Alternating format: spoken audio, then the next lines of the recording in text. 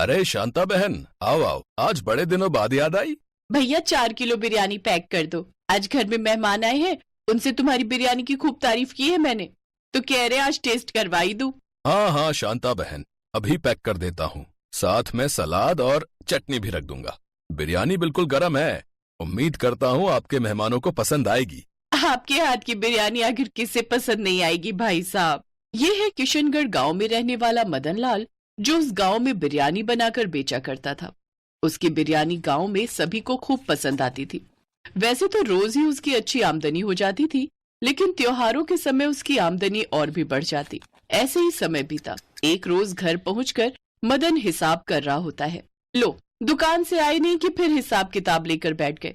चलिए पहले चलकर खाना खा लीजिए, उसके बाद ये सब करते रहना। ललिता, इतनी कम कमाई से हम अच्छी जिंदगी कैसे जी पाएंगे? नहीं नहीं, मुझे अपने काम को कैसे भी करके आगे बढ़ाना होगा। अब मदन कोई न कोई जुगाड़ लगाकर अपनी लागत कम करके कमाई बढ़ाना चाहता था। इसके लिए उसने बिरयानी में महंगे चावल की जगह राशन के सस्ते चावल डालने शुरू कर दिए। अरे भाई, ये चावल तो बहुत छोटे लग रहे हैं और स्वाद भी इनका अलग है। नहीं रमेश भाई, चावल तो वही है। और वैसे भी इतने कम दाम में तुम्हें कहीं और बिरयानी नहीं मिलेगी। नहीं नहीं, वो बात नहीं है। आपके यहाँ की तो बिरयानी लाजवाब है।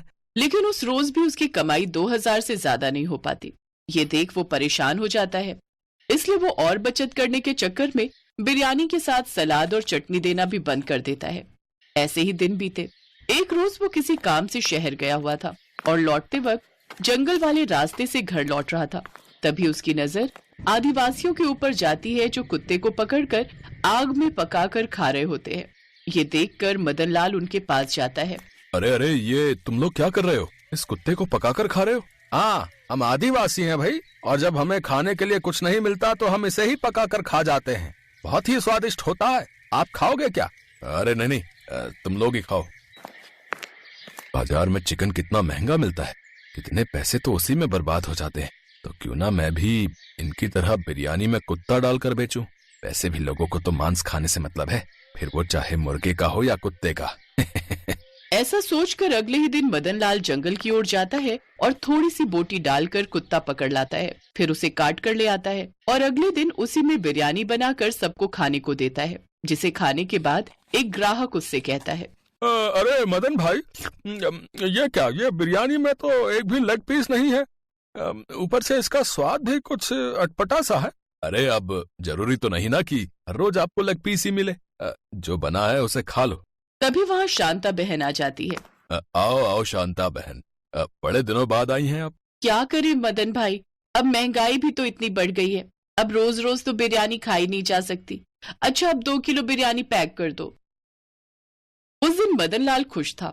कम लागत लगने से उसकी ज्यादा कमाई हो गई थी। शांता जब वो बिरयानी लेकर घर आती है और अपनी बेटियों को खाने को देती है, तो उन्हें उसमें से एक अजीब सी स्मेल आती है। छी माँ, इसमें तो कितनी बदबू आ रही है। दिखा तो, आय हाय कितनी गंदी बदबू है। मैं अभी से फेंक कर आती हूँ। शांता बिरयानी बाउल में लिए बाहर जाती है। तभी एक आदिवासी आदमी उससे टकरा जाता है। नजरों में कोई खराबी है क्या, जो देखकर नहीं चला जाता? माफ करना माई, कल से भूखा हूँ, कुछ खाया नहीं है। आपके पास कुछ खाने को है तो दे दो। ये बिरयानी इसे ही दे देती हूँ। वैसे भी पैसे देकर खरीदी है, तो बेकार में फेंकने से अच्छा है कि इसे ही खाने को दे दूं। कम से कम बदले में दुआएं तो देगा। अच्छा ये लो, चिकन बिरयानी खा लो। चिकन बिरयानी? आप मुझ भूखे को बिरयानी खिलाएंगे? आपका दिल तो सचमुच बहुत बड़ा है। उस बिरयानी को जैसे ही उस आदमी ने अपने मुंह में डाला तो उसने कहा, क्यों मजाक करती हो बहन जी? ये कुत्ता बिरयानी देकर इसे चिकन बिरयानी कह रही हो? ये क्या बकवास कर रहे हो? मैं एक आदिवासी हूँ। जंगल में कुछ न मिलने पर कुत्ता भी पकाकर खा जाते हैं, इसलिए मुझे अच्छे से पता है कि इसमें डाले हुए पीस कुत्ते के हैं। ये सुनकर शांता गुस्से में आ जाती है। उधर घर जाने से पहले मदन लाल उस दिन भी जंगल से कुत्ता मारकर बोरे में डालकर घर लाता है और घर के पीछे छुपकर उसे लाकर काट रहा होता है। छी, ये आप क्या कर रहे हैं? इसका मतलब आप बिरयानी में कुत्ता डालकर? हे भगवान, आपको शर्म नहीं आई लोगों को धोखा देते हुए? चुप कर तू, धंधे में हर चीज जायज है, समझी? आज भी मैं दुकान में कुत्ता बिरयानी बेच कर आया हूँ, और ये देख मेरी कितनी कमाई हुई है, देख। फिर वो दोनों घर के अंदर चले जाते हैं। कुछ देर बाद उनके घर के बाहर लोगों की भीड़ लग जाती है। अरे इतने सारे ग्राहक यहाँ? लगता है इनको वो बिरयानी कुछ ज्यादा ही पसंद आ गई। तभी तो घर तक लेने आ गए।